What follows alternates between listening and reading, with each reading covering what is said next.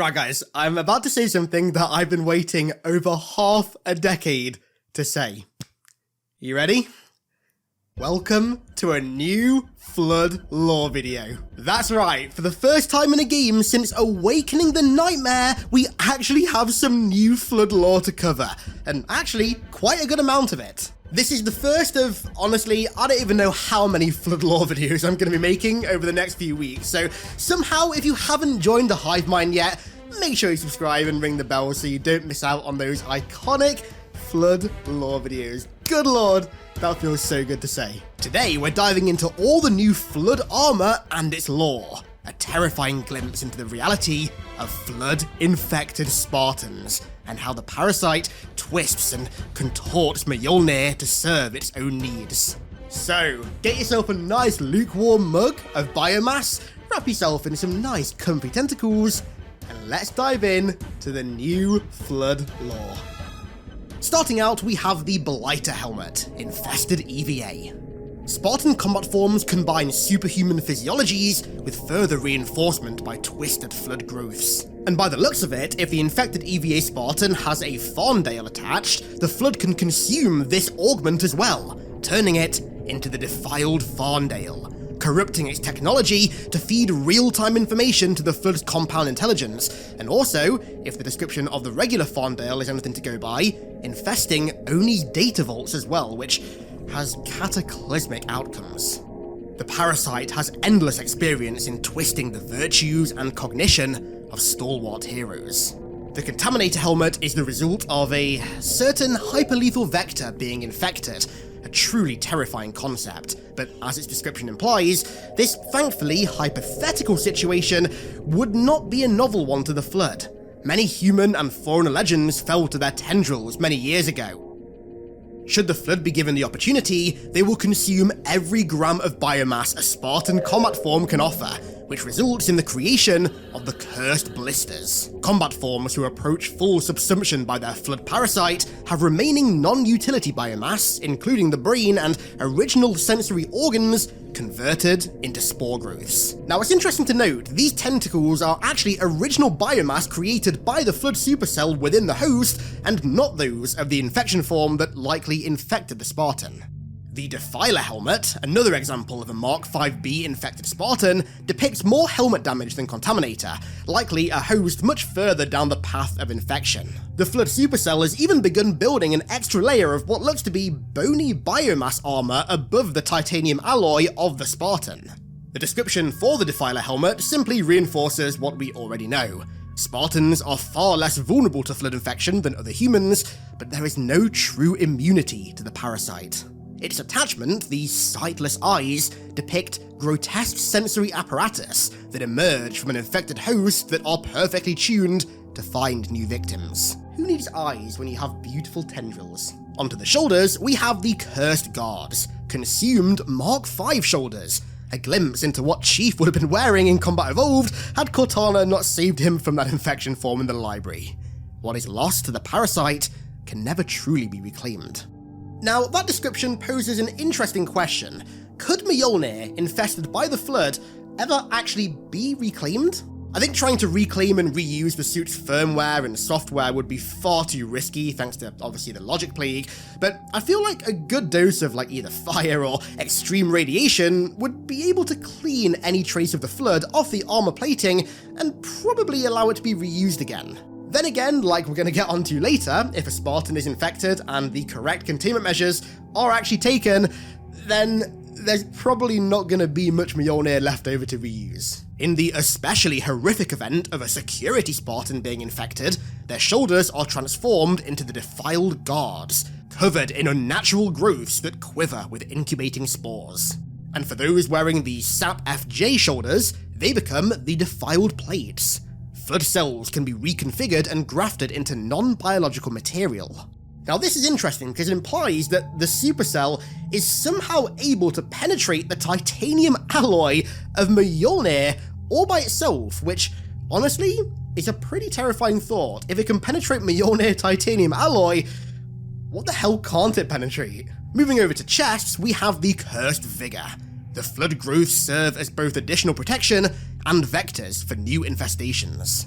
By the looks of it, the host on the inside of this chest armor has been fully consumed. I mean, the biomass is quite literally breaking through the armor plating. As the description implies, this is likely reinforcing the host's fleshy walls that surround the infection form on the inside of the victim, and it also sounds like the blisters are in fact spore incubators, ready to burst and contaminate the local air supply at a second's notice. The defiled grenadier chest shows a very lightly infected grenadier chest, but going by the description, this extremely light infection may actually be for good reason. What the parasite cannot use, it corrupts. Now, I wonder if instead of expending precious biomass covering the chest in flood biomass, the supercell can instead choose to compromise the grenades with spores so that they act as like almost spore bombs. I mean, you can even see the tendrils breaking into some of the grenades, so with how intelligent the flood are, that wouldn't surprise me. And then the defiled hope chest, which is a pretty straightforward one. The parasite is not subtle as it warps and twists the infected into tools for its expansion. Moving over to the wrists, the flood are starting to get pretty handsy. The defiled touch wrist states that the flood consumes all that it embraces. And it makes me wonder if these forearm growths are meant primarily as a means of actually spreading infection. I mean, after all it takes is for the flood supercell to get into a host's bloodstream and they are infected. And a backhand by an infected Spartan with this on its forearm would definitely leave a sufficient enough mark for that to happen. The defiled munitions are Emil's wrist-mounted 8-gauge shell stack consumed by biomass. Combat Forms will repurpose equipment as surely as the parasite has repurposed their bodies. Now, this description can just mean that the Flood reused the shells in the host shotgun, because, I mean, we all know that the Flood love to use shotguns, but I also wonder if the description is kind of hinting at the same thing as the defiled grenadier chest, that the Flood can almost infect munitions with the supercell, ensuring that even if they just like wing a target and don't put them down with a bullet, they'll still succumb to the infection eventually. I wouldn't put it past them. Flood-tipped rounds. That might be the most like anti-Geneva Convention thing in the history of, well, Geneva Convention breaking weaponry. The only infected utility is the cursed growths, a large mound of tendrils and spore boils. Injuries are repaired by the flood parasite, not healed.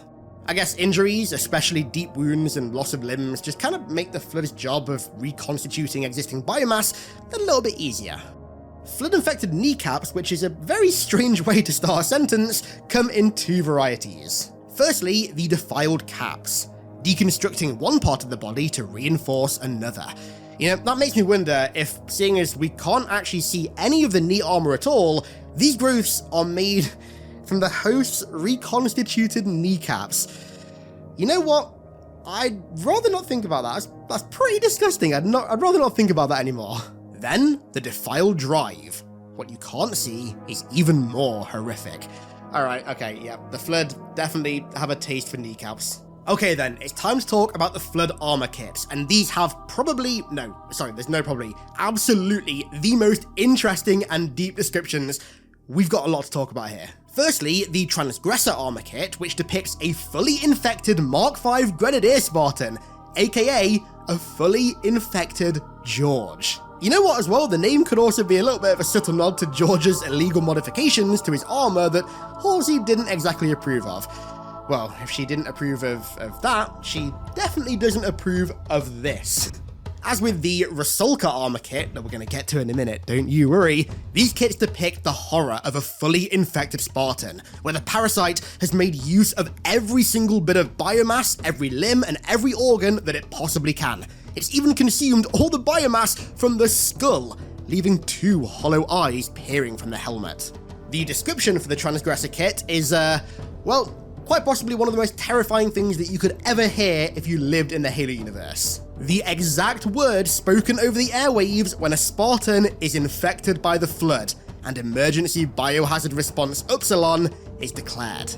Alert! Protocol Upsilon is active. Immediately move to limit Flood expansion and initiate full quarantine. All UEG and UNSC rules of engagement are suspended for duration of containment efforts. Infected personnel are to be killed on site and their remains cremated if possible. Spartans are expressively prohibited from attempting treatment of infected individuals. Additionally, all personnel must wear appropriate protective gear and follow decontamination protocols when entering or exiting designated quarantine zones. Any breach of biological containment will result in severe consequences under the Uniform Code of Military Justice. You know, I can't imagine the chills that you, a simple Marine recruit, would experience if you heard that come over your radio. As soon as Upsilon is active, once local survivors have withdrawn from the zone, code Corruptor is emitted across all channels, signifying that the UNSC are clear to fire at will with any MAC weapons or nuclear weapons at their disposal to ensure the destruction of the infected Spartan. And speaking of infected Spartans, let's take a look at Rusalka. Now, Transgressor looked as though the Spartan had been infected, maybe with the purpose of further spreading the infection. With all of its tentacles and boils covering the armor, this was definitely a combat form meant to spread the infection. Rusalka, on the other hand, looks like a Spartan combat form modified for war. Covered in what looks to be bony armor plating and thick spikes, the Flood have gone above and beyond to ensure the safety of the infection form and the lethality of the combat form. Devour, deluge, unity, peace. We hunger, we find, we envelop. Searching, seeking, more. Patterns and process and places, more. Upsilon, Corruptor. No, not for you. No solution, no security. Let them come. You are ours. You are us. You are mine. We have waited. We are waiting still. We are outside you, but you are within us. Your great strength made all the greater. Become this. Become us. Become one. And sing victory everlasting. Now, clearly this description is spoken by some sort of sentient or conscious Flood entity, but because the words aren't written in iambic pentameter, which is the kind of rhythmic way that the Gravemind always spoke in, it can't be the Gravemind. Kind of. Hear me out here. Rather, I think that these are the first intimidating words spoken by a proto-Gravemind as it grows into a regular Gravemind and begins to regain the primordial sentience. So, run with me here. The name Rusalka is actually an entity in Slavic and pagan folklore, an entity that's often malicious to mankind, which obviously the Flood typically are malicious, but often, meaning not all the time. Clearly, that's happened in Halo already. But Rusalka is also an entity that is frequently associated with water. Now, why is that important? Well, the Gravemind once said, "Like water I ebb and flow." The Gravemind also once said, "Join your voice with mine and sing victory everlasting." The final words of the description. Two very clear hints, one staring at you right in the face and another that requires a little bit of reading between the lines, that both heavily suggest that these are the nascent words of a new Gravemind, returning to finish what it started in Halo 2 and Halo 3. So for those who don't know, the actual kind of personality, the sentience of the Gravemind never goes away, regardless of what you do. The Gravemind in Halo 3 was destroyed, just as the many Graveminds of the Forerunner Flood War were destroyed by the Halos, and just like the humans undoubtedly killed many during the Flood Ancient Human Wars as well. But the Flood's collective sentience exists on the basis of precursor neural physics. So to cut a very, very long story short, what that basically means is that the personality, the kind of the knowledge and the wisdom of the Gravemind is literally woven into the fabric of existence. When a Gravemind is formed, it basically controls that sentience, but it exists basically within existence. As long as existence exists, so too does the sentience of the Gravemind, and technically the primordial, because that's where that sentience started, the primordial, the last precursor and the first Gravemind. It just can't surface, at least fully, until a Gravemind is formed for it to inhabit. Literally, the only way for this to ever be destroyed is for the concept of existence itself to cease to exist, which I think is like the ultimate paradox. I don't think anything could ever, I don't think existence could ever completely cease to exist, because something not existing is a form It's 1 o'clock in the morning. It's way too early to be talking about this level of philosophy. You see what I mean? Ultimately, what this means, though, just as the description of Rusalka states, is that the Flood can never truly be defeated. We have waited. We are waiting still. We are outside you, but you are within us. Words that literally state that the Flood are waiting in the wings of existence for an outbreak to fester enough to form a gravemind, which allows for a hive mind strong enough to, once again, attempt total galactic consumption. And the Rusalka armor kit is just one of the many horrors that you can expect to see should that occur. I'm crossing my fingers that it does. Oh, and that description also, we are outside you, but you are within us, literally means that, like, you are within existence, and thus you are within the sentience of the Gravemind, and by extension, the Flood. I feel like you can really tell in this passage how hungry the primordial / Gravemind sentience is to begin consuming again, literally beckoning in any human forces. No solution, no security. Let them come. You are us, you are mine. Whether this goes anywhere, considering of course it is just a bit of flavor text for an armor kit, remains to be seen, but I feel like it's almost a very conveniently placed lore reminder that the Gravemind sentience is still out there waiting for another outbreak to occur. And also that, just like the Gravemind literally stated at the end of Halo 3, its return is inevitable. Like water, I ebb and flow. Those words alone confirm that at some point, at least based entirely on the lore, the Gravemind and the Flood will return. It's inevitable. It's a when, not if kind of thing. So let's cool down a little bit and look at some of the armor effects. Firstly, we have the Blightland Marauder. It is a mistake to assume the parasite cannot innovate. Now, I wonder if, given the name, Blightland Marauder, these are like a unique formation of tendrils that grow onto combat forms that specifically patrol Flood Blightlands and then relay their sitreps back to the hive mind, given the particularly active-looking tendrils. Seems kind of convincing to me. And then, the Rotten Vitality. In sickness, a new kind of health. Makes you wonder what these tentacles are actually doing. The mythic effect, Cruel Tread, is basically a tentacle fan's lifelong dream, but it does have me wondering if combat forms could actually use their whips like grapples. As you can see here, the grapple effect is replaced with a long burst of tentacles that look a little bit like the Flood Whip, and given how agile and mobile we know that combat forms can be, I don't think it's that great of a stretch to imagine maybe specialized combat forms or even specialized pure forms that grow extremely stretchy tendrils like this one here to traverse vertical environments. I mean, we know that pure forms in particular can adapt on the fly to their environments, I mean, quite literally changing their entire body composition, growing and shedding biomass just to maximize lethality, so I wouldn't put it past them to do the same thing with a grapple. The description is also rather interesting. With each step, the Flood rises higher. Now, maybe I'm really reaching here. A bigger reach than Halo reach. Haha, funny joke. But I do wonder if that description is kind of hinting at the fact that if, under certain conditions, combat forms could actually secrete the Flood supercell into the local environment, literally with their footsteps, almost by shedding biomass to aid in the consumption of an environment and the constriction of a Blightland. I mean, it's a bit of a fetch, but you never know. The Hidden Malignancy death effect is a pretty interesting one, and it hints at a new style of Flood infection. Death can reveal a creeping Flood infection even the victim was not aware of. Now, this to me sounds like the Flood could almost hide itself within a host, choosing not to infect them immediately and instead wait until an opportune moment when they'd be the most lethal vector for infection. You know, I love the idea of an Oni scientist or something getting infected by the Flood whilst researching them in a lab, but the supersoul that infects the scientist not beginning the mutations until said scientist is in, a mall or a really busy city street or something to allow for the largest scale outbreak possible.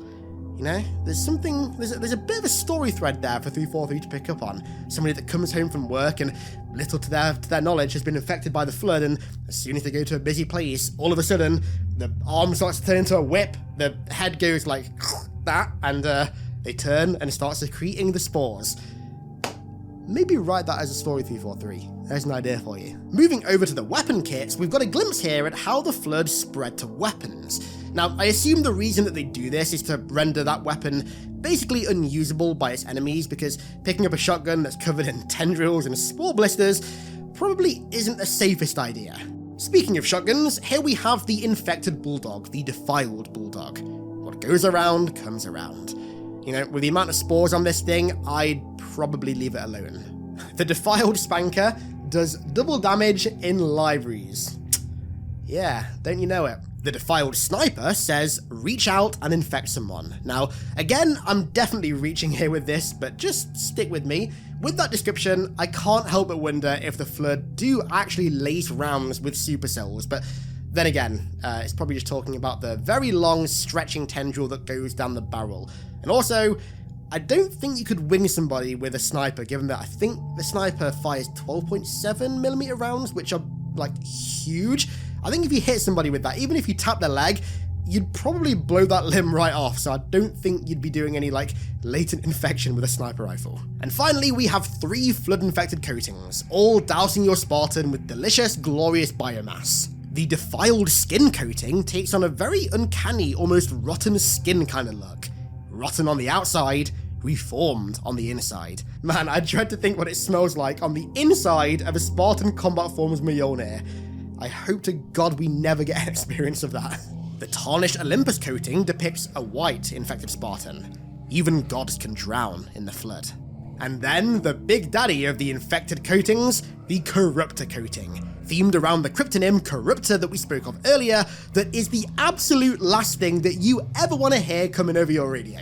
A BattleNet alert with the cryptonym Corruptor is the thing of nightmares. Note it says the thing, not a thing of nightmares. For it indicates a Spartan has been infested by the Flood and immediate containment measures have failed. You know, if you happen to find yourself in a potentially biohazardous zone in the next, say 500, 600 years, and you see a 7-foot tall cyborg super soldier running at you looking like this, maybe run.